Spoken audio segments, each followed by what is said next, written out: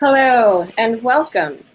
This is my weekly broadcast, which is for musicians interested in improving their understanding of how to make music in good health, with ease and overall joy.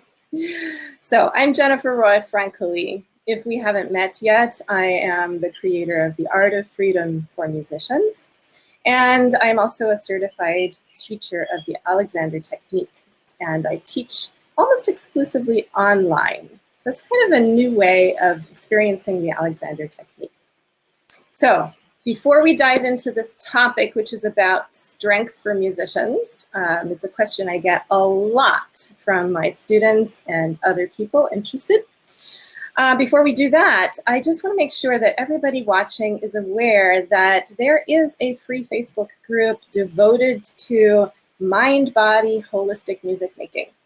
That is called the Musicians Mind-Body Practice Tribe. And I'm just going to put a link here. Oops, that's the wrong link. Actually, let me give you this link too. This is a download, free download for you about 7 keys to make your music great. It's about a holistic perspective on making music. So I want to make sure that you all have that if you are interested. And now I want to give you the other link to join the free Facebook group if this is something that is of interest to you. So here's the link for that. Okay, let's dive in. So I have taught hundreds of musicians. I was on the faculty, by the way, I'm a professional violinist. I was on the faculty of the Cincinnati College Conservatory of Music for years, teaching the Alexander technique to musicians. And I very frequently had musicians come to me for their Alexander lessons wanting to know about exercise and core strength and what they should be doing to take care of their physical body for optimum performance. The Alexander technique is a mind-body discipline. It's a way of looking at music from the point of view of the whole person. So that does include looking at the health of the body, the health of the mind, and also starting to recognize how those things are really, truly not separate. Everything that's going on in your mind is reflected by your body and vice versa. In fact, even emotions can't be separated out from the mind or the body, because emotions are chemicals coursing through your body. And thoughts are neurons. Thoughts are physical. They're neurons that are firing and wiring and connecting together. So you really can't separate mind, body, and emotions. And personally, with my practice of Alexander technique that I call the Art of Freedom, I also throw in an awareness of the soul and spirit if that is something that interests my student. No obligation to buy into that belief, of course. This is totally optional. What people believe is their business, but I'm just saying for myself, I include mind, body, soul, spirit all in one thing. Okay? So, do we need to exercise? Yes, of course we do. And why do we need to exercise? Well, obviously for overall health, right? That's pretty much a no-brainer. Everybody knows that. But we forget that it's important to exercise, and we also forget that even just a little bit goes a long way. So I'm not so much talking about strength right now, not so much muscular strength, as having some tone in your system. And you can get that by walking daily, you can get it by swimming, you can get it by doing some jumping jacks several times during the day. It's very, very easy to do just a little bit of aerobic exercise, get yourself out into fresh air, and that's a more healthy use of your body. So just overall health and exercise, absolutely, that is essential for a musician. And if you lose that, you are really missing out on resources that you have that you're not employing to make your music better and stronger in its emotional content, technical ability. Everything musical is affected by the state of your body. And of course, you want to do everything possible to be as healthy as you possibly can in mind and body. So exercise, No brainer, do it. It doesn't even have to be a lot. But here's the bigger question I wanted to address today about strength. And what does that mean and how important is that? And by the way, before I go deeper into that, I just want to say hello to everybody who's coming on. I see Hay is here and Lorelei, welcome back. And Bob, hello Bob. Yes, thank you. And Angel. Angel says she's going to watch the replay later. Yes, and welcome to everybody who is here watching the replay. Please, if you have anything you want to add, anything that you're adding watching the replay, if you want to type anything in, that is so valuable. And if you have questions at any time, now or 10 months from now, just tag me and I will be sure to respond to you. Or send me a private message. That's fine too. Okay, now into this main topic about strength. I want to just talk briefly about 2 pitfalls and 2 myths, okay? So the first, and hello Bethany, Bethany just came on, great. First pitfall regarding this belief that we need to be strong in our muscles to play our instruments well. And I'm talking about any instrument. I'm a violinist, but this is not just about playing the violin. This is about playing something like the piano. Okay, there is a lot of belief that a lot of muscular strength may be needed to play the piano. I've encountered that a lot in my teaching from my students. So this goes for any instrument and voice as well. So pitfall number 1, people who tend to get into strength training or lifting, working out, going to the gym regularly, a pitfall can be over-exercising, and that can lead to injuries. And of course, that's important for anybody, not just musicians, to be really aware of this. But I think it's particularly important for musicians who really want to be improving fine motor skills, sometimes very, very, very subtle fine motor skills, like vibrato at the violin, right? Things like this. You have to be very, very mindful of what's going on in your body and how your body is reacting to the stress that you're putting on it. Because when you are exercising, especially with weights, but you know, even if you're doing squats and it's just the body weight, it's still putting a stress on the system, which can be incredibly wonderful for your body. It wakes it up and it causes you to respond to that stress. And you can learn how to respond to that in a positive way that really helps you, it really uplifts you and energizes you in the best possible way that makes you more open and flexible and responsive. There's that way of exercising and weightlifting, whatever. But there is also another way of exercising which is not so positive, where you are not responding to the stress in a way that is healthy for your body. And pitfall number 2 is mindless exercise, which mindless exercise easily leads to over-exercising, but they're slightly different pitfalls, so I separated them. Back to pitfall number 1, if you are mindless in how you are exercising, you are not going to notice. You're not going to notice the subtle signs, and sometimes not so subtle signs that your body is giving you that you're doing something too much. You're doing it too hard. You're putting too much stress on the body, and your system can't handle it. And that's when it overcompensates in ways that are harmful. I mean, let me give you just a really simple visual example. If I'm lifting weights, and this is a really common trap that people get into. Say I have some dumbbells here and I lift them and see the tension that I'm starting to put into my head neck area. And you can see it especially from the side. If I were to do that here and I were to raise too much weight and I keep doing it, watch how my head and neck and shoulders do this. I mean, that's an exaggeration, but even even a small bit of that is actually harmful for your entire system. And most people, you go to the gym and you see most people really overdoing it in a way that if they keep doing this, they are going to injure themselves in the long run, if not in the very short run. So you really, really need to be very cognizant of what's actually going on. And that means you need to develop a mindful awareness that is in touch with your body, and the ability, this is an emotional, mental ability, to respond to those cues and actually act on them in a way that is going to take care of yourself. So that's where the adage, or adage, I don't know how you say that word, I've never said it before, I just write it, that adage, less is more, is so, so, so, so important.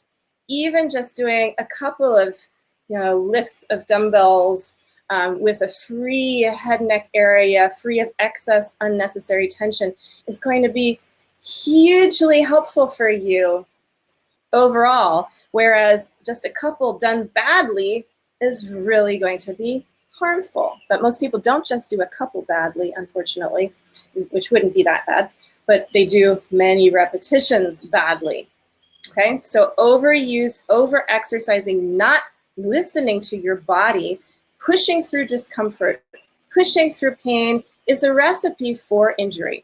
And there is no doubt about that. I don't think anybody, well, not many people would argue that one. And of course, there's the no pain, no gain school. I do not belong in that category, okay? Alexander technique is about really paying attention to those subtle cues that are taking you in a direction that you don't want.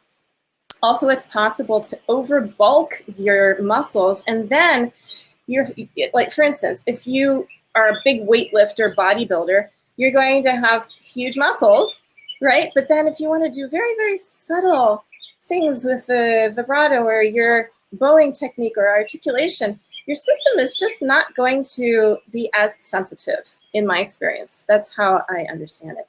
Oh, Bethany just corrected me. Thank you. All right, learned something new today. It's adage. I have no idea how to pronounce that word. Okay, thanks, Bethany. So I'm hoping these two pitfalls. Oh, let me tell you a bit more about pitfall number 2. Mindless exercise leads to misuse of the body. Even if it doesn't immediately lead to injury, and injuries often take a while to show up, although if you're over-exercising, they show up a lot sooner and sometimes instantly if you really overdo it. But mindless exercise is more subtly pernicious.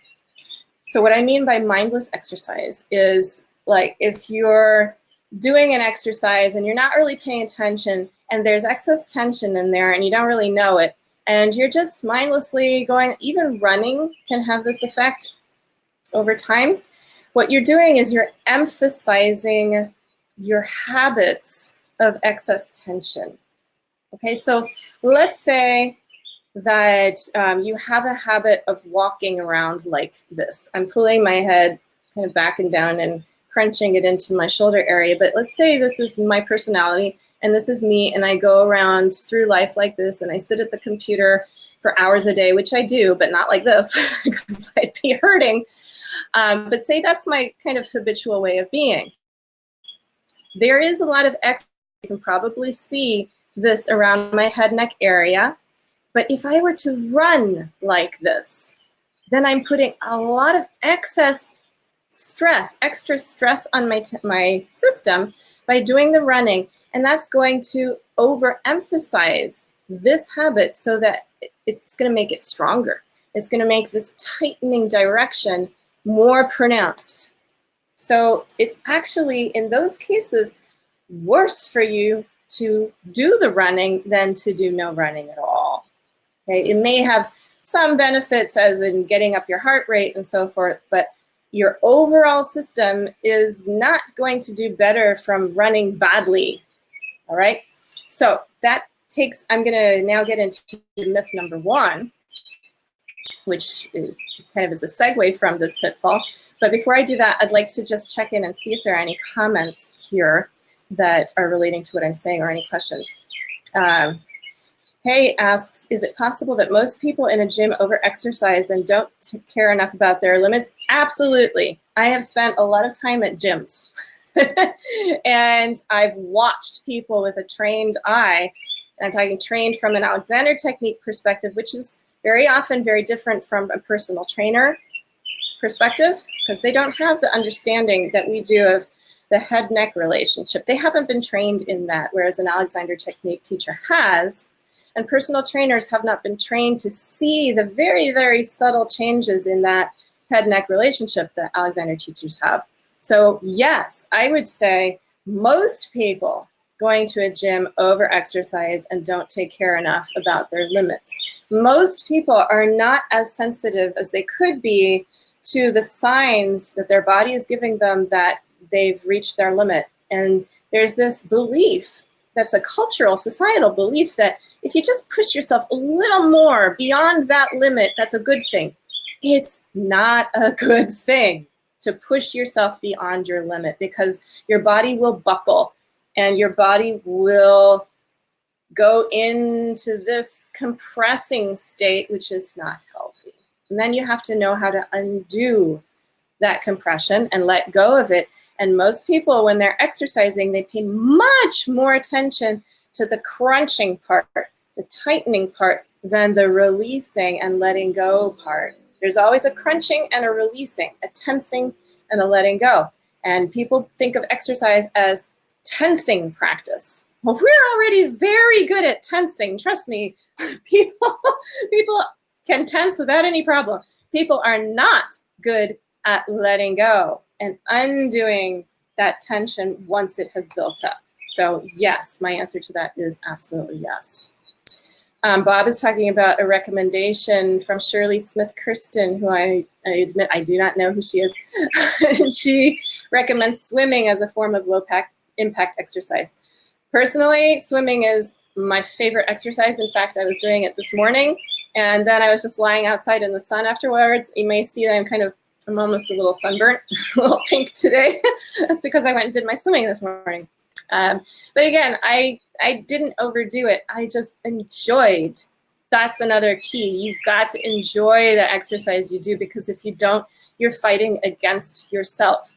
And anytime you fight against yourself, you're setting up tension. And then you bring that tension into the activity, whether it's exercising, weightlifting, swimming, or playing the harmonica. You're bringing unnecessary tension that adds unnecessary stress to your system, which can easily take you in the direction that is not healthy and not helpful, instead of what you really want. The reason you're exercising in the first place, presumably, is to become healthier and stronger. Okay, so I'm seeing some other comments here. I'm going to come back to those later because I want to get to the 2 myths. Of course, there are many other ones, but I just picked 2 big ones to share with you today. Myth number 1, you need, whoops, I miswrote that. Myth number 1 is you need more core strength, okay? Well, first of all, there is debate about what core strength actually is, but I don't think there's a lot of debate about core strength being purely physical. All right, there are fringe alternative ways of exercising that might include a more mind-body or energetic perspective in respect to core strength. But from what I've seen out there, core strength is usually thought of as a physical thing, okay? But even amongst those people who talk all the time about core strength as a physical thing, there's not that much agreement, except that it's somewhere in the abdominal region, okay? Personally, I don't buy into that at all, because I believe strength includes all of you, and that does include mental strength and emotional strength. Balance is a big part of strength. If you're off balance, you're going to be less strong than if you are balanced. I think everybody can intuit that. It's pretty simple and logical, right? If you're all tense and you're over here and someone tries to push you over, you're going to fall immediately. Whereas if you're stabilized, think martial arts. If you're stabilized, taekwondo, horseback stance, you're in a much more stable, balanced place. That really doesn't have anything to do with core strength, but you are set up in a way that is balanced and gives you an optimum mechanical advantage. However, I don't think this is true strength. True strength in my world, in my definition, which is coming from an Alexander technique perspective, again, is much more comprehensive. It's much more holistic. And muscular strength is only a small part of it. You can have somebody who doesn't seem like they have a lot of muscular strength, like me, for instance. I don't lift weights currently. I've done that in the past. Right now, I'm sort of in between. I may get back to it sometime soon, but there's really not a lot of like muscle built up here. However, in the past, I would have said, "Oh, I'm a pretty weak person. I don't have any muscles." I usually actually would say that, like, I don't have muscles, and I would think of myself as physically weak. That was not true. Actually, at that time it was, but it was more involved and connected to an emotional weakness and really lack of mental discipline. Mental discipline is mental strength and knowing how to use it. But I want to talk even more about something else that gets neglected all too much when we talk about strength and muscular strength. We forget that true strength does come from the core, and I'm talking about the center of a human being, and I'm not talking about something physical here. I'm talking about something that includes the physical, but is more energetic. Again, I'll repeat myself again. It includes the physical. It includes mental strength and emotional strength. And I personally would include spiritual strength, but that again, that is a very personal decision to look at something that way. And you don't have to believe in that to be a strong person. That's my belief, and I may be wrong about that. But I just wanted to also include that in case you are a person who includes spirit in your concept of self, like I do. So these all go together.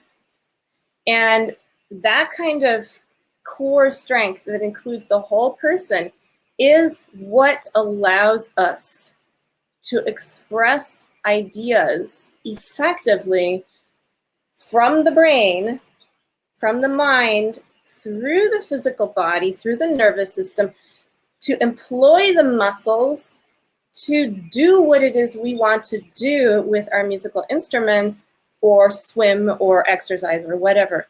If you don't have that kind of integrity, that kind of whole person strength, then your music is going to be weak. Your creative ideas are going to be weak, and your physical abilities, the technique at the piano is going to be weak because, and here's a nice analogy most people can connect to, there's this word spineless, right?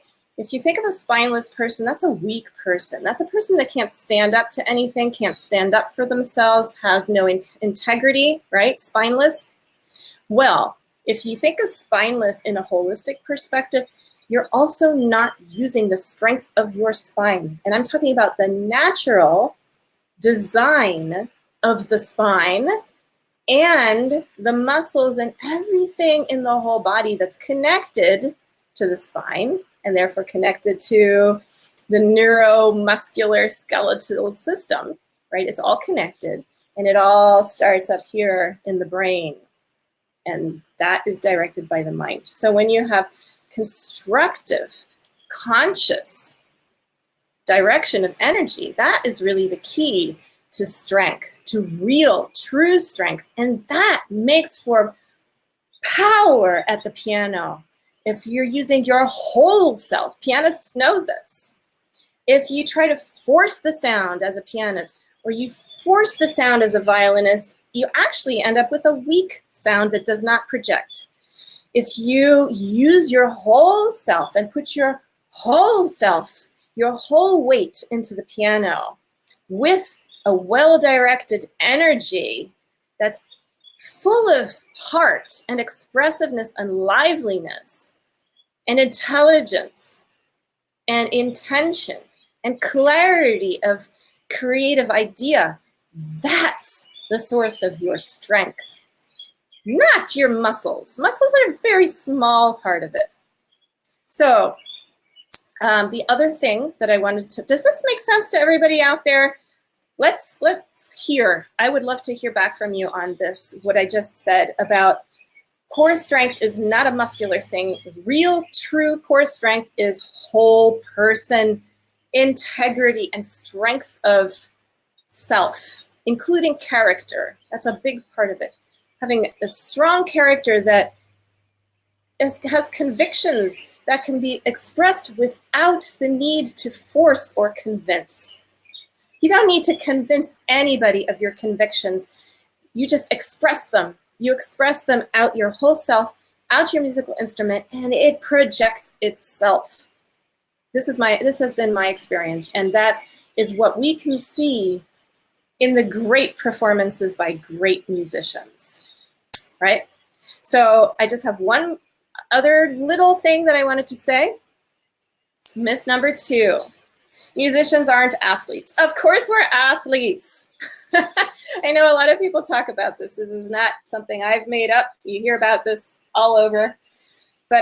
And some people would say, no, musicians are not athletes. It depends how you define athlete, of course.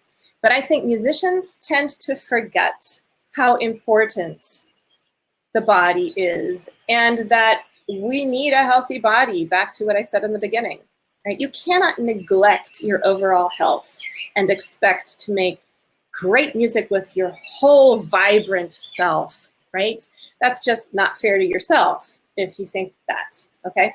So even though the muscular movement that we make, like think of a flutist, right? It's not like there are huge movements that a flautist is engaging in, right? They're rather small. They're fine muscular skills. And with any instrument, there is a lot of muscular subtlety involved. Our job is to have a healthy self with muscular tone. And that's why overall general exercise is important, as is diet. Diet is at least as important. Actually, I think probably more important, but it doesn't matter. We don't need to compare those. They're both incredibly important. If you don't have those in place, then there is a certain imbalance in your system, which is going to end up causing an imbalance in muscular tone, and that's going to affect your musical tone, even the sound that you're producing with your musical instrument, okay? So musicians are athletes, and we need to train ourselves as athletes and treat ourselves as athletes. Professional athletes have people helping them, right? They don't expect to be able to do everything on their own. They have coaches. You know, we have violin teachers and piano teachers, but most music teachers don't include a holistic, whole person program to help their musicians be healthy and well. In fact, it's very often neglected by the teachers themselves. So they're not always setting the best example. And I'm not saying I'm always setting the best example, but at least I'm conscious of how important all of that is if you want to make really great music. So I would highly recommend that musicians watching this investigate the Alexander technique, because it's a way to learn how to undo, find balance in different areas of your life and different parts of your being, like mind, body, thinking, emotions, all that. It helps you to get away, get out of the way of your natural design so that you can develop true muscular tone and true core strength, which is not about the abdominals. It really is not about the abdominals, okay? And maybe I'll do another video on abdominals at some point, probably should, because there's so many misconceptions about this core strength thing having to do with abdominals and doing all those targeted exercises. No, no, no, no, no, no. So if you want to know more, please join my free Facebook group. It is the Musicians Mind Body Practice Tribe. Here's the link, and it's also in the comments at the top of the video, one of the first comments. And there's also a free download that gives you a holistic perspective of music making, and I would love it if you would pick that up, get that. I put a lot of time and energy into preparing that, and I would love to get your feedback on it. If the link isn't working for you, please do let me know. I want to make sure everybody has access to this, and I'd be upset if it weren't working. So thanks for your help with that. And there's the link for that, by the way, too. Okay, now to finish up, I do just want to come over here and see what some of you have been saying. I hope this was helpful, okay? Let's see what's coming here. Yeah, Hay says, diet is such a complicated issue for me. I hear you. It is a complicated issue for me and everybody I know, except the people who are convinced they have it together, and I'm happy for them. But in my experience, you read one system and then you go read another system and they contradict each other, and it can get very frustrating very easily. I have my own thoughts about diet, which I could maybe do a video on at some point. But basically, my recommendations personally are organic as much as possible. Get rid of processed, refined foods. Get rid of sugar. I'm working on it. I'm not the best, but I do know and believe that sugar is a major, major, major disruptor of our overall balance. And so I'm always kind of working on getting rid of sugar. Lots and lots of water. Those are just like tiny little, but very, very, very important dietary changes we can make. Fewer processed foods. I said that fewer carbohydrates in general. Just as much natural stuff, vegetables as you can.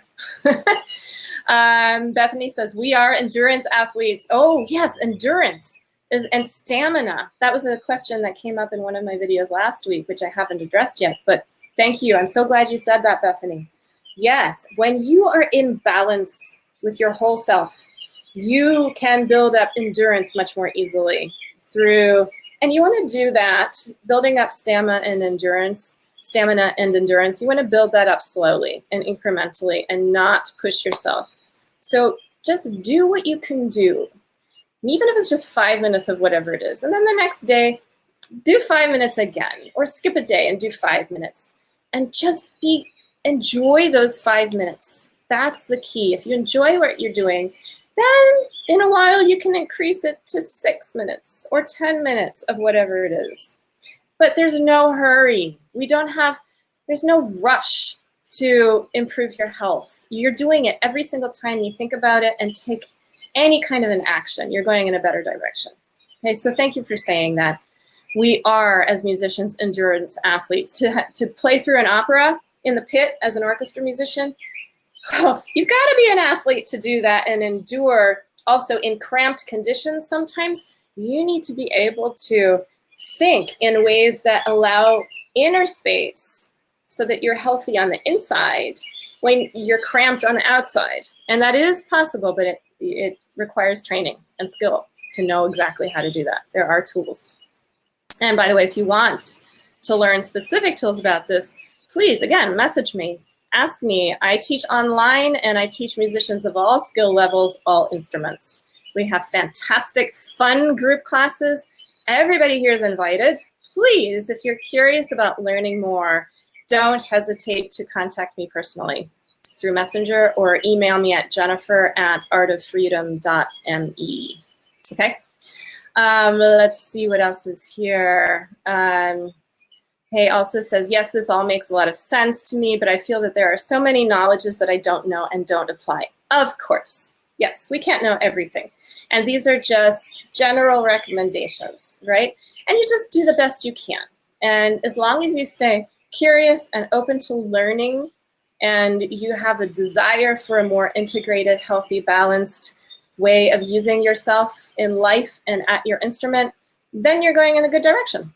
So no worries, you don't have to know all the specifics, not at all. It's impossible to know them all anyway. Shirley is a piano teacher with a very good blog. Arios is 7, wonderful. Bethany, importance of a recovery day and not working out every day. Yes, thank you, very, very, very important. And again, professional athletes know this, all right? Their trainers are telling them, don't overdo it, take a day of rest, and if they hurt themselves, they're allowed to take time off. How many musicians and professional orchestras do you know, first of all, that admit it? Most musicians, there's a study on this of Australian orchestras, by the way. There's research on this. Most musicians don't even admit that they're in pain because they don't want their employers to know. And for all kinds of reasons, they don't admit it. But most of them are, in fact, in pain. And orchestras are not exactly helping them out with wellness most of the time. Some enlightened managers are. I have an Alexander Technique student, actually, who has her Alexander lessons paid for by her orchestra, which is amazing. It's very unusual. I think that she's in Kansas, so enlightened orchestra there. But yes, you treat yourself. Look at what the professional athletes do. They have professionals helping them with their health, right?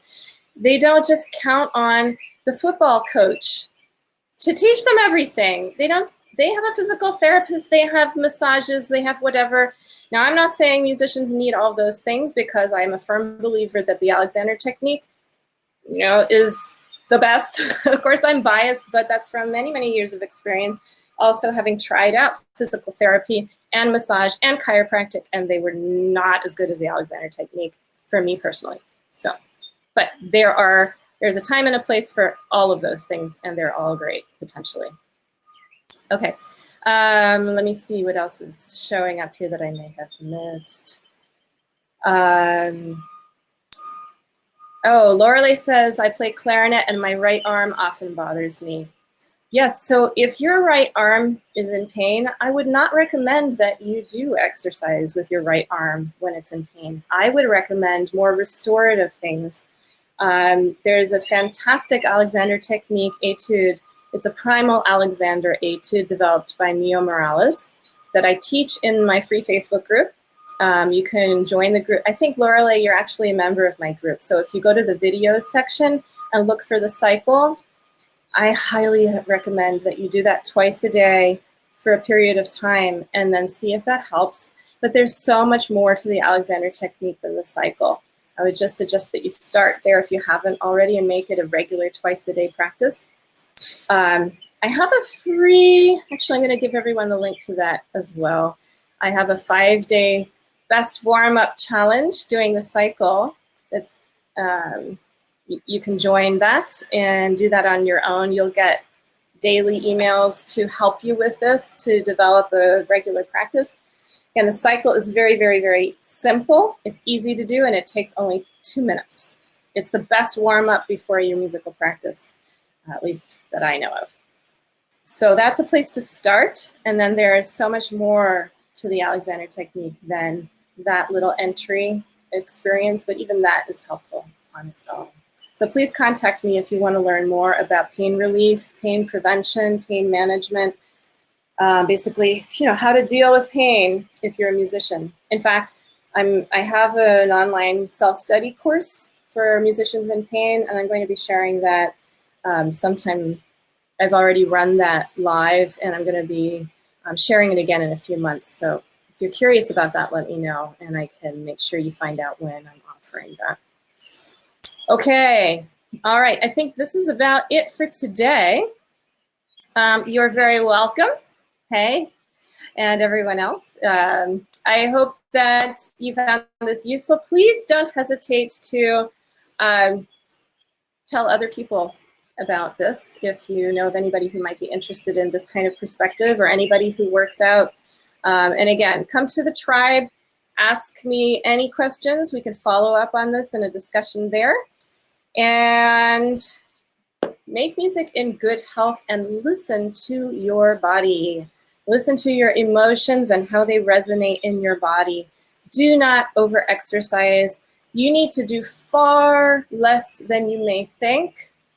Even just walking, a little bit, going up and down stairs, even just simple, just move, right? Even that can be enough. But strength training does have its place, but you've got to be very, very, very mindful when you do it. And I would recommend you get help from an experienced Alexander Technique teacher to help you exercise in a healthy way so that you're not inadvertently hurting yourself by putting excess tension into your head neck area like most people do, and they're totally oblivious to it. Okay, so thank you. Happy practicing as always. Enjoy yourself.